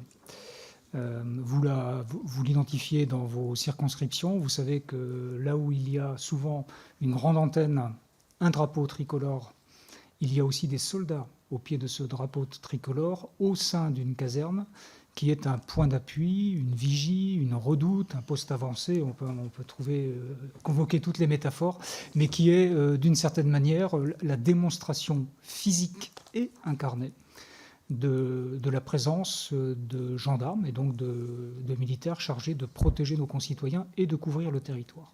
Là, je vous ai servi la théorie. La réalité, c'est tous les efforts dont vous savez que nous tentons de les maintenir pour répondre aux défis de ce maillage. 3700 casernes, 784 dans la zone ouest, dont les 2 tiers sont des casernes locatives. Pour que nous soyons solides, disponibles et réactifs, il faut que ce maillage de casernes soit robuste et qu'il soit le plus souverain ou le plus rapidement souverainement détenu par l'État pour que cette solidité soit assurée. Voilà, la réalité, c'est ça en fait, c'est développer, entretenir, maintenir un réseau qui garantisse à tous nos concitoyens qu'ils sont protégés tous de la même façon, où que ce soit, quand que ce soit, et quel qu'il soit. Qu'il n'y ait pas de territoire qui soit mieux protégé que d'autres ou de population qui soit moins protégée que d'autres. Et ça nécessite un maillage énorme, une ingénierie importante et des choix. Les choix sur lesquels notre directeur général s'est déjà prononcé devant vous en matière de perspective de maintien et d'investissement au profit de cette chaîne qui est la condition qui nous permet de combler le gap entre la théorie, c'est-à-dire la mission que la loi, c'est-à-dire vous nous avez confiée, et la réalité qu'attendent nos concitoyens, c'est-à-dire une présence réactive, réversible et incarnée. Sinon, c'est un autre modèle qui ne répondrait pas à ces obligations. Voilà. Merci, mon général. La parole est à Damien Girard pour le groupe écologiste et social. Merci, Monsieur le Président, Messieurs les généraux. Plusieurs navires appartenant à la flotte Fantôme russe ont été interceptés ces derniers mois au large de nos côtes. Ces épisodes illustrent parfaitement l'évolution des menaces auxquelles nous sommes aujourd'hui confrontés. Nous ne sommes plus uniquement dans le champ de la sécurité maritime classique, mais au croisement des enjeux de défense, de souveraineté économique, de contournement des sanctions internationales, de protection de l'environnement et de lutte contre les stratégies hybrides. La guerre en Ukraine a mis en lumière le rôle central des espaces maritimes dans les rapports de force contemporains. Les mers sont devenues à la fois des voies commerciales stratégiques, des espaces de projection militaire, mais aussi des lieux d'influence, de contournement des règles internationales et parfois de déstabilisation. Pour la France, la façade atlantique concentre de nombreuses infrastructures critiques. Les ports civils et militaires, les câbles sous-marins, les infrastructures énergétiques, les installations nucléaires, ainsi que plusieurs emprises essentielles à notre défense nationale. La protection de cet environnement stratégique constitue donc un enjeu majeur. Les affaires de Pushpa-Boracay en 2025 puis du Tagor en 2026 ont montré que les activités de cette flotte fantôme pouvaient mobiliser simultanément la Marine nationale, les douanes, les autorités judiciaires, les services de renseignement, mais aussi les acteurs chargés de la protection de l'environnement et de la gestion de crise. Au regard de votre expérience au sein de la zone de défense et de sécurité ouest, comment appréciez-vous aujourd'hui le niveau de menace que représente la flotte fantôme sur la façade atlantique ? Cet événement ont-ils conduit à faire évoluer vos dispositifs de coordination interservices de surveillance ou de préparation aux crises ? Enfin, considérez-vous que les moyens humains, techniques et juridiques dont disposent aujourd'hui les services de l'État sont pleinement adaptés à cette forme de menace hybride qui semble appeler à s'inscrire durablement dans notre environnement stratégique ? Je vous remercie. Merci. Mais en général, je vous laisse la parole. Et juste pour information, nous avions eu, parce qu'il y a beaucoup de questions finalement qui tournent autour de notre préfet maritime qu'on aurait pu inviter ce matin. Donc il nous manque beaucoup. Voilà, il nous manque beaucoup. On avait fait une audition autour des enjeux maritimes. Et on avait eu le préfet maritime de Cherbourg qui était venu parmi nous. Mais voilà, vous avez des questions complémentaires, comme quoi la continuité du territoire sur ces espaces maritimes aussi. Merci, monsieur le député, pour cette question, ces questions plutôt. Sur l'importance de la façade maritime, on en a déjà parlé. Il y a effectivement, d'abord, ça montre quelque chose, c'est que on parlait tout à l'heure du continuum défense-sécurité, c'est que justement, on est de toute façon dans une menace qui appelle une réponse, qui est une réponse interministérielle et qui va associer le monde de la défense, de la sécurité, voire au-delà. Donc ça c'est le premier, premier enseignement, mais qui va de pair avec ce que je vous disais de ce qu'on tâche de faire, du moins dans la zone, avec les préfets, avec tous ces services-là, justement que ces exercices de gestion de crise, en fait, sont absolument indispensables pour que justement chacun voit bien la part qu'il a à jouer là-dedans et ainsi de suite. Donc il y a le cas réel qui est le cas de l'interception sur ces bateaux. Je ne crois pas vous apprécier le degré de menace absolument. Ce que je vois en tout cas, c'est que nos services savent faire. Et quand ils savent faire aussi bien dans la détection et dans l'action. La Marine nationale qui sait intervenir à une distance considérable pour mener ce genre de choses. Donc ça, c'est ce que j'en retiens. Sur la question des moyens, qui je sais toujours une question intéressante. La difficulté, mais tous les services sont confrontés à ça, que ce soit les services, les armées, c'est l'évolution technologique. Donc c'est-à-dire qu'il y a une adaptation en permanence sur laquelle il faut qu'on reste en phase, qu'on reste dans la cadence, ou du moins qu'on ne soit pas dépassé par rapport à ça. Et pour résumer, je vous dirais que je pense que le facteur de succès, du moins si on ne le fait pas, c'est un facteur d'échec, c'est surtout cette cohérence interministérielle, c'est-à-dire c'est notre interopérabilité, à nous en quelque sorte, au regard justement de ces menaces. C'est-à-dire que ça ne va pas être par exemple le sujet qui va être traité dans mon champ d'action à moi, où on va dire non, c'est plus vous, ça génère envie de miner. C'est pas du tout comme ça que ça se passe. Et d'ailleurs, ça ne peut pas se passer comme ça. Et donc, il y aura toujours, dans les armées, on parle de menant concurrent. Et c'est cette logique de menant concurrent sur laquelle il faut qu'on... Alors, il y a beaucoup de cas concrets, ce qui fait qu'on commence à être bien exercé, mais qu'il faut qu'on travaille en permanence, et y compris dans notre propre entraînement, là encore en interministériel, interarmée, avec tous nos camarades, le monde de la défense et de la sécurité, pour se mettre en situation de rupture en quelque sorte, pour justement mesurer tous les gaps, comme disait Madame la députée juste avant, qu'il nous s'agit de combler.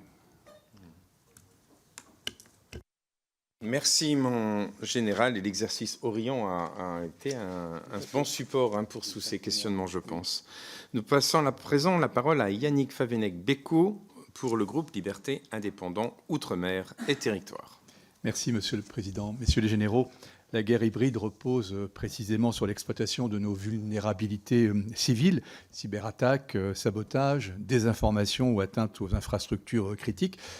Dans l'Ouest, marqué par un tissu industriel dense, des infrastructures énergétiques stratégiques et une forte activité agroalimentaire, je pense notamment, et vous l'avez cité, mon général, tout à l'heure, à mon beau département de la Mayenne. Est-ce que vous estimez que les collectivités locales et les acteurs économiques sont aujourd'hui suffisamment préparés à faire face à ce type de menaces ? Dans quel secteur, plus précisément, identifiez-vous les principales fragilités? On parle beaucoup d'énergie, de numérique, de défense, mais j'y reviens, la souveraineté alimentaire peut aussi constituer une cible dans une logique de guerre hybride. Dans les départements de l'Ouest, je reviens à la Mayenne, pardonnez-moi, fortement agricole et agroalimentaire, considérez-vous ce secteur comme une vulnérabilité stratégique particulière? Je vous remercie. Merci, mon général, je vous en prie. Monsieur le député, merci pour votre question. Alors, je vais y répondre par plusieurs approches et faire le lien avec ce que j'indiquais tout à l'heure à votre collègue, Madame Tillier. La proximité de notre dispositif, justement, vise à s'assurer qu'il n'y ait pas territorialement de secteur industriel, économique, ni de population qui soit moins bien couverte que d'autres.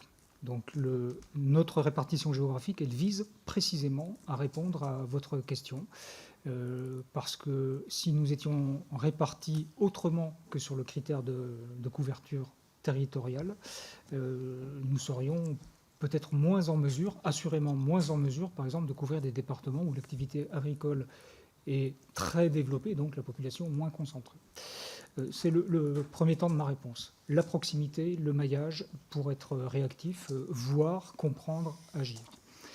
Les collectivités territoriales sont appuyées au quotidien et on les conseille également par un dispositif que vous connaissez sans doute, c'est le dispositif de prévention technique de la malveillance, domaine auquel un certain nombre de nos militaires sont plus particulièrement formés et qui dispensent des conseils aux collectivités, dont ensuite elles tiennent compte dans la mesure de leur volonté et de leurs moyens pour augmenter leur capacité de résistance et de résilience. Voilà ce que je pouvais vous apporter comme réponse, monsieur le député. Merci. Bien, mes chers collègues, nous avons fini les questions des orateurs de groupe et nous passons aux questions individuelles. Et je passe la parole à Sophie Errante. Je vous en prie. Merci, Président. Messieurs les généraux, vous avez évoqué le continuum de contribution à la résilience de la nation. Je voulais féliciter vos initiatives dans les circonscriptions, la mienne en particulier. Il y a une dizaine de jours, un exercice dans un centre commercial au plus proche de la population, gendarmerie, Minarmes, c'est-à-dire que vous étiez ensemble au contact de la population. Peut-être pourrions-nous avoir des rétextes de ces expériences-là pour savoir comment se sont passés ces échanges, quelles sont les questions que les populations vous posent. Vous avez évoqué correspondants de défense. Je rencontre actuellement les nouveaux maires et c'est vrai que les correspondants de défense, ils ont compris que nous n'étions plus dans une période uniquement de commémoration et d'entretien de la mémoire, mais bien sur un sujet de partage des différents degrés de menace. Donc ça, c'est effectivement un sujet. Vous avez évoqué, et là ce sera plutôt une question pour Général Villeminay, peut-être un sujet quand même de vos besoins matériels. Est-ce que cela veut dire, et je l'ai évoqué lors de notre discussion générale sur l'actualisation de la LPM, aurions-nous besoin, je le pense, d'une actualisation de la LOPMI pour accélérer, pour aller au bout, pour dire qu'il faut aller plus vite? Est-ce que ça, c'est un sujet qui est sur la table? Et puis, sur ce que vous avez dit sur la résilience, oui, on a peut-être des nouveaux enjeux aussi pour accompagner nos forces dans le dérèglement climatique qui est le nôtre et pas uniquement aujourd'hui, on le voit. Merci. Merci. Je vais prendre toutes les questions d'affilée pour les questions individuelles et je passe donc à Pascal Jemst. Oui, merci Monsieur le Président. Messieurs les généraux, ma question initiale elle a déjà été posée, donc je vais m'adapter et je voudrais revenir sur la protection des opérateurs d'importance vitale, les OIV. Vous avez largement évoqué la lutte anti-drone et je voudrais donc parler des drones, encore une fois, mais en tant qu'outil à notre service. L'exercice Égide 2024 a permis d'expérimenter l'emploi de l'essaim de drones et dans la même année, près de 1800 autorisations préfectorales d'utilisation ont été délivrées aux forces de l'ordre. La gendarmerie a également développé ses capacités dans ce domaine et depuis l'été 2025, le drone à voilure fixe DT-46 est également venu renforcer les capacités de nos unités. Ces outils offrent des perspectives importantes en matière de surveillance de grands espaces, de détection de couverture nocturne ou encore, je l'espère, d'optimisation des effectifs. Alors, comme je suis retraité de la gendarmerie, ma question va s'adresser plus particulièrement au général Villeminay. Vous m'excuserez. Donc, quel bilan opérationnel la gendarmerie tire-t-elle aujourd'hui de l'emploi des drones? Peut-on envisager un recours accru à ces capacités pour la surveillance des OIV, notamment ceux situés dans des zones rurales ou particulièrement isolées? Je vous remercie. Merci. La parole est à Sébastien Saint-Pasteur. Merci, Monsieur le Président, Messieurs les généraux. C'est plutôt sur la partie zonale que je vais porter ma question, parce qu'on a beaucoup parlé de lutte anti-drone, et j'ai récemment visité le centre pénitentiaire de Bordeaux-Gradignan, et la question des drones sur nos établissements pénitentiaires est une vraie plaie. le volume est absolument vertigineux. Et de facto, ça impacte, et je parle notamment au niveau du commandement de gendarmerie, ça impacte aussi les interventions qui doivent être effectuées aussi bien en zone police qu'en zone gendarmerie. On sait bien que les systèmes qui sont aujourd'hui déployés sont un peu obsolètes à certains égards. Ils ne permettent pas d'identifier ou de brouiller à 100%. Il y a des appels d'offres qui sont en cours de renouvellement au niveau du ministère de la Justice. Mais ce qui m'intéresserait, c'est d'avoir votre point de vue sur la nécessité peut-être de travailler plus finement entre le ministère de la Justice, le ministère de l'Intérieur et le ministère des Armées, parce que c'est des terrains d'opération, des lieux d'apprentissage assez incroyables. Les volumes sont une nouvelle fois vertigineux et je voulais savoir quel est votre point de vue sur ce sujet, tout particulièrement, mon général. Merci. Et enfin, la parole est à Thomas Gassiou. Merci, Monsieur le Président, Messieurs les officiers généraux, ravi de vous retrouver. Une première question peut-être périmétrique, puisque en métropole, on a 13 régions administratives, 7 zones de défense. Moi, j'ai la chance d'être en région Auvergne-Rhône-Alpes, où j'ai un préfet de région autorité civile, un OG ZDS. En général, vous avez 4 régions, 4 préfets de région, 20 départements, 20 préfets de départements. Est-ce que, selon vous, c'est une fausse bonne idée d'essayer de rationaliser tout ça pour mettre en miroir les autorités civiles ou autorités militaires avec peut-être une refonte des cartes de zone de défense pour davantage faire coller aux réalités administratives? Et une deuxième question concernant les missions militaires de la gendarmerie nationale. Alors peut-être 2 idées au passage qui ne coûtent rien. Un, il faut qu'on arrête de parler de désert militaire, puisqu'on a des brigades territoriales autonomes de partout et nos gendarmes sont des militaires, sont une force armée sous statut militaire. Et 2, on aurait peut-être intérêt à intégrer les dépenses de la gendarmerie nationale dans les 5% de l'OTAN, voire même dans les 3,5% auxquels on s'est engagé, puisque c'est une dépense essentielle de sécurité. L'adaptation capacitaire, on la connaît, 200 millions d'euros par an pendant 4 ans. En tout cas, elle a été évaluée par la gendarmerie. Aujourd'hui, force est de constater qu'elle ne trouve pas de support adapté, ni LPM, ni LOPMI. Donc on a un travail à faire à ce sujet-là. Est-ce que, mon général, vous pourriez nous préciser s'il s'agit uniquement de refaire comme avant, blindés, armes longues, ou s'il y a également des dépenses innovantes qu'on pourrait y intégrer? Je suis assez étonné, par exemple, on entend rarement parler de drones à la place des hélicos ou en complément des hélicos dans la surveillance du territoire. Et peut-être, si on a le temps, nous parler également du réseau Ruby, puisque ce réseau peut-être est en cours de démontage ou en projet de démontage au regard du réseau RF.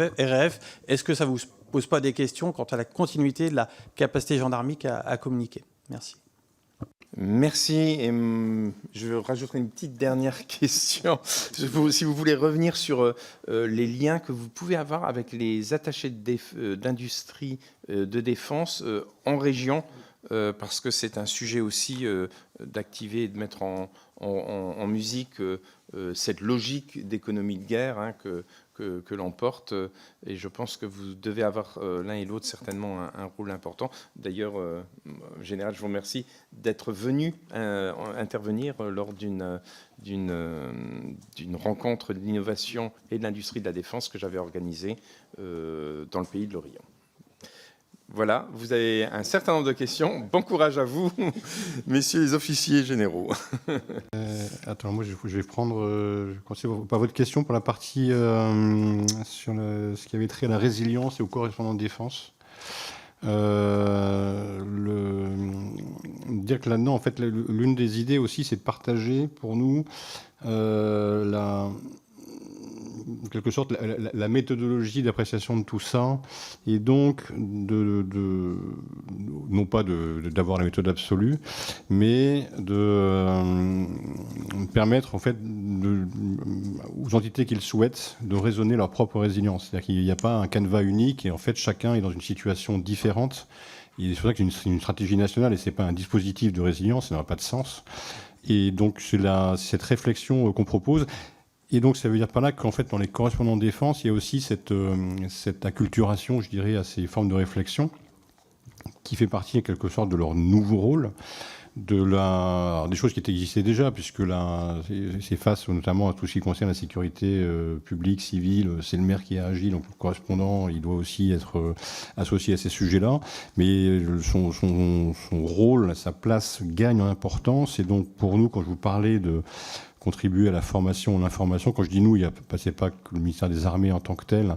Il y a notamment, comme ils fêtent leurs 90 ans, je les salue. Moi, je parle bien de l'IHEDN, donc notamment par ces associations régionales et qui peuvent justement être d'un apport précieux pour accompagner ces réflexions-là et arriver à des choses qui soient, je dirais, opératoires et adaptées à chaque situation. Donc voilà pour la partie résilience, correspondant défense. Jean-Luc. Je vais tenter d'apporter un début de réponse à la question qui concernait les moyens, les infrastructures et qui rejoindra la question de M. Gassio également. Vous l'avez rappelé, les chiffres sont connus, ils ont été évoqués devant vous. Les besoins que j'ai évoqués tout à l'heure, ils sont chiffrés. Ils sont évalués à ces 800 millions d'euros que vous avez cités.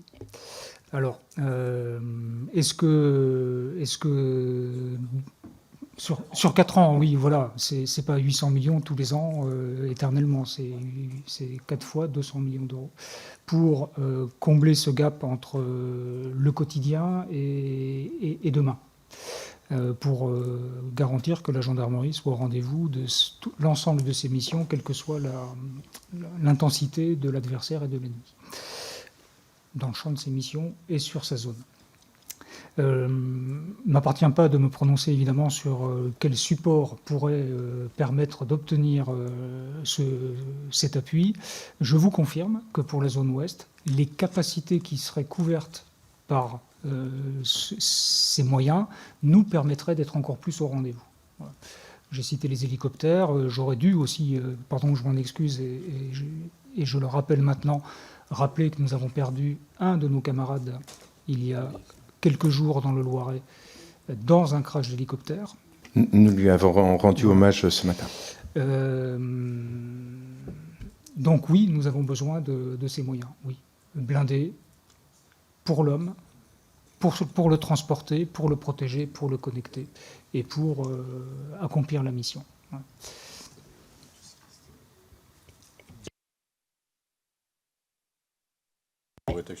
Les drones, monsieur le député, et puis monsieur le député également pour ce qui est de la protection anti-drone. Alors les drones rouges, les drones bleus, ceux qui nous embêtent et ceux qu'on utilise au profit de notre mission. Il nous reste du chemin à accomplir, c'est certain, mais regardons le chemin que nous avons déjà parcouru dans ce domaine. Aujourd'hui, par exemple, il y a très peu d'opérations d'envergure qui ne soient pas appuyées par la troisième dimension. Par l'hélicoptère quand c'est l'hélicoptère qui est adapté et par le drone quand le drone, en quelque sorte, suffit.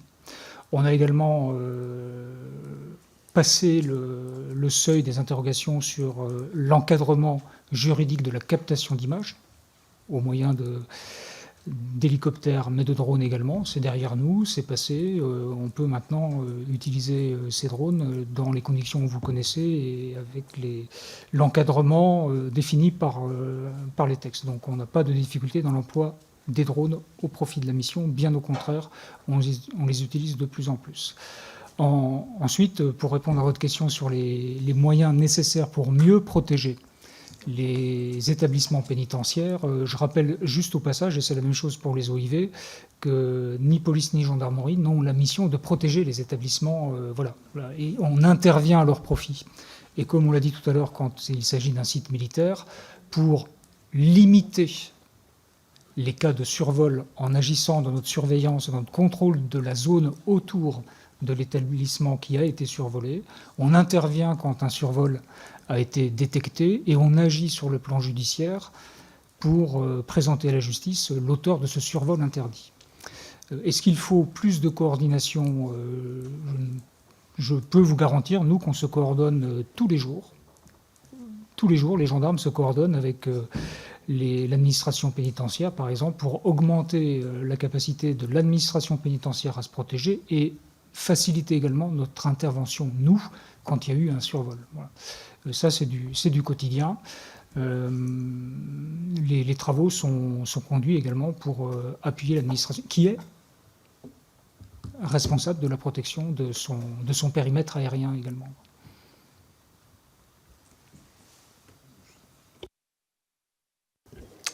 Je vais prendre la question facile sur le périmètre. Merci, monsieur le député, pour votre question.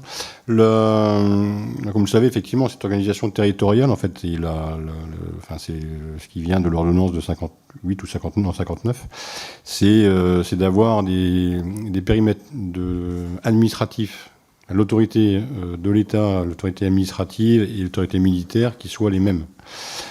En termes militaires, la zone de défense et sécurité a du sens pour moi parce que c'est la Seine, la Loire.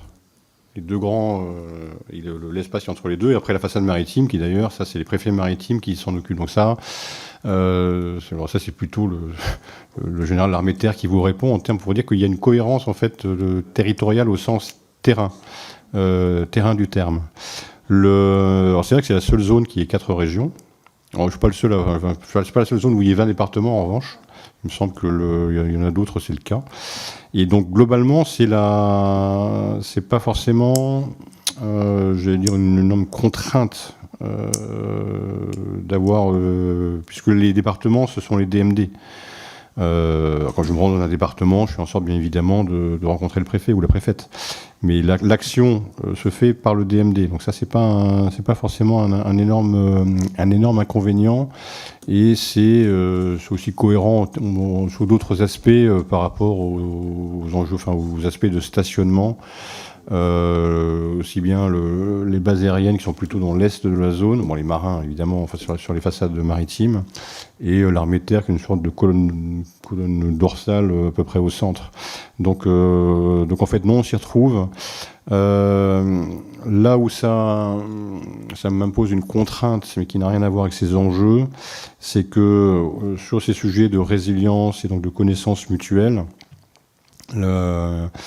la région, c'est là où le monde économique se trouve. C'est là, en suivant l'exemple de mes camarades de la zone sud-ouest qui avaient fait ça avant moi, j'ai initié un trinôme économique avec la région Pays de la Loire. Donc ça date d'il y a 1 an. Et donc, quand on dit trinôme économique, ça associe la CCI, ça associe l'association régionale de l'IHEDN et les armées. Et l'idée, c'est de favoriser la connaissance mutuelle, développer différents sujets de réflexion, notamment sur la résilience, d'inciter à tout cela. Et ça permet, puisque la CCI, c'est aussi un lieu qui dispense des formations ou des informations, ça permet justement je dirais, contribuer à diffuser, à intéresser à tous ces sujets. Les entreprises, elles, ne se posent pas la question de savoir si c'est important. Elles savent que c'est important. Ça, il n'y a pas de, je dirais, de doute à avoir là-dessus. Donc effectivement, c'est vu de Rennes, Orléans, c'est loin. Alors, d'autant qu'on est en Bretagne, évidemment, et Pays de la Loire. Mais après, c'est des actions, je pense, qui sont dans la logique de tout ce qu'on conduit. Et donc voilà, c'est la seule contrainte que je vois, mais je vois pas, je dirais, d'incohérence à ce découpage ou d'incohérence dans les actions que dans mon champ de compétences, je peux être amené à conduire. Non alors sur le lien avec les EDER, donc l'attaché d'industrie de défense en région. L'EDER, c'est l'expert de la BITD, c'est même plus que ça, hein, c'est lui qui fait vraiment les relations avec tout ce monde-là. Alors, on n'est pas tout à fait sur le même périmètre géographique, c'est le seul truc, mais parce qu'après, c'est aussi des logiques économiques. Donc, celui que vous connaissez, il est compétent pour Bretagne, Pays de la Loire. Il y a un autre qui fait Normandie, Hauts-de-France, et j'en ai un troisième qui fait Centre-Val de Loire et autre chose. Après, ce sont trois. C'est-à-dire, en fait, la réalité économique de la BITD, c'est sa diversité. Et donc, ce sont vraiment eux qui connaissent ça. Mais là où on se retrouve, c'est-à-dire c'est pas qu'un accompagnement économique. Et donc, ils sont aussi sur les sujets de résilience, les sujets d'ingérence étrangère, par exemple, les sujets d'aider les patrons à se prémunir contre différentes pratiques. Je crois qu'on appelle ça le lawfare. Donc on échange évidemment beaucoup. C'est vraiment lui qui est sur ce sujet-là. C'est des entreprises qui sont dans la BITD. C'est lui qui est leur correspondant principal. Après, s'il y a des sujets qui me sont de mon ressort, de ma compétence plutôt, je les prends bien volontiers. On est tous les deux également Voilà, c'est ma partie message. Dans le même aspect de pédagogie vers les PME, et pour leur dire, c'est très bien que vous ayez un marché avec la défense, c'est très bien que vous soyez engagés sur ces sujets-là. C'est encore mieux si vous restez discret sur ce sujet, au nom justement de ces menaces hybrides et ainsi de suite. Donc ce sont des secteurs d'excellence évidemment, très particuliers, très pointus. Ça fait la fierté légitime de ces entreprises dans un contexte qui est incertain, voir jusqu'à quel degré on souhaite en faire la communication publique. C'est pas, je dirais, être absolument paranoïaque, mais au regard de ce qu'on affiche, il faut quand même mieux faire attention. Donc, donc on est donc effectivement donc avec les EDER, c'est l'EDER, c'est finalement le représentant de c'est la direction de l'industrie de défense dans les régions, et c'est un acteur absolument essentiel dans tout ce dispositif. Et le fait que j'ai mis en place le triangle économique qui est parfaitement compatible avec ce que l'EDER traite, lui, dans son domaine, qui est vraiment la BITD. Merci beaucoup. En général, vous vouliez ajouter des compléments? Je vous en Je vais prie. juste plus soyer sur l'intérêt de l'échelon zonal et vous rassurer sur l'absence de complexité indépassable dans la particularité de cette zone ouest, 4 régions administratives. C'est plus un atout qu'un frein. Mais le député du Cher n'est pas là, mais il le sait. N'est plus là, mais il le sait.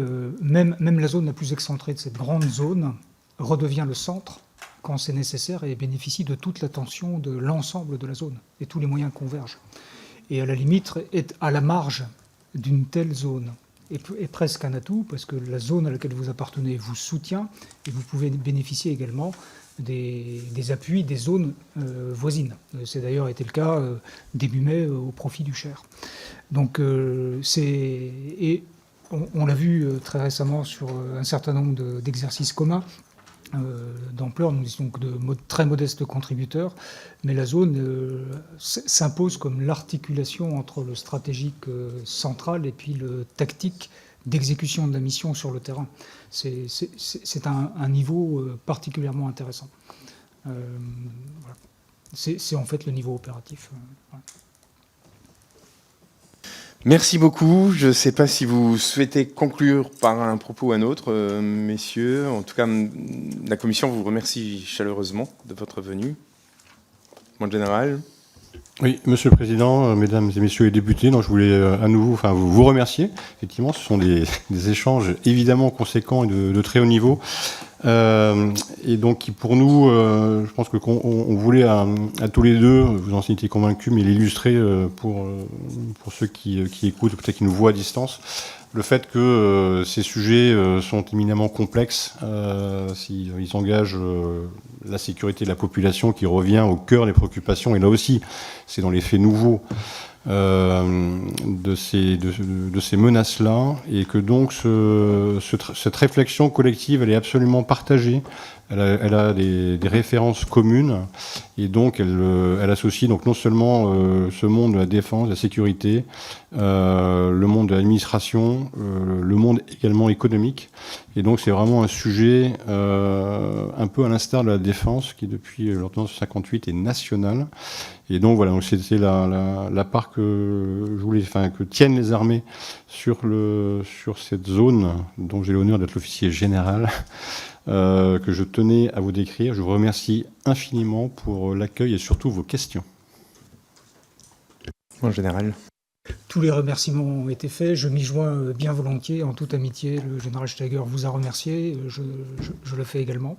Et en conclusion, peut-être juste vous redire que la gendarmerie nationale apporte sa contribution, toute sa contribution. Il n'a pas d'autre prétention que d'apporter sa contribution à la défense, qui est l'affaire évidemment de tous, personne n'en a le monopole. Et elle le fait dès aujourd'hui pour se préparer à demain. Voilà. Merci à vous deux. Merci mes chers collègues pour votre présence. À plus tard.